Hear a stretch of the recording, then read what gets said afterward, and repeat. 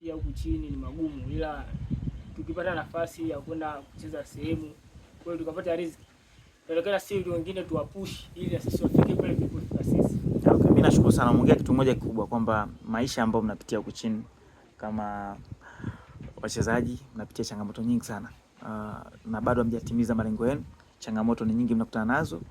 Mnaenda kulala kambini, saa nyingine mnakosa chakula, si ndio? Saa nyingine mnaenda kucheza mechi lakini mnakosa nauli, lakini mnapambana ili kutimiza malengo yenu. Ni kitu kikubwa. Wanasema hautaki kukata tamaa. Yaani mpaka ishe, au sio? Mimi naamini ukiwa na bidii hicho kitu kinawezekana. Mabro, mimi mko mnaangalia watu wengi sana wameshafanikiwa, washatoka. Sema Mwalimu nadhani umemshuhudia. Amemshuhudia, lakini sasa hizi ameenda Wydad, lakini sasa hizi yuko Simba anafanya vizuri. Umemshuhudia Wilson Nangu. Ameenda amefanya vizuri sasa hizi. Nadhani kati ya role model wako. Anafanya vizuri, nadhani umeona spirit yake. Cha kwanza ni nidhamu, lakini bidii. Mimi kwako ni kati ya wachezaji ambao nimeona wana talent kubwa sana.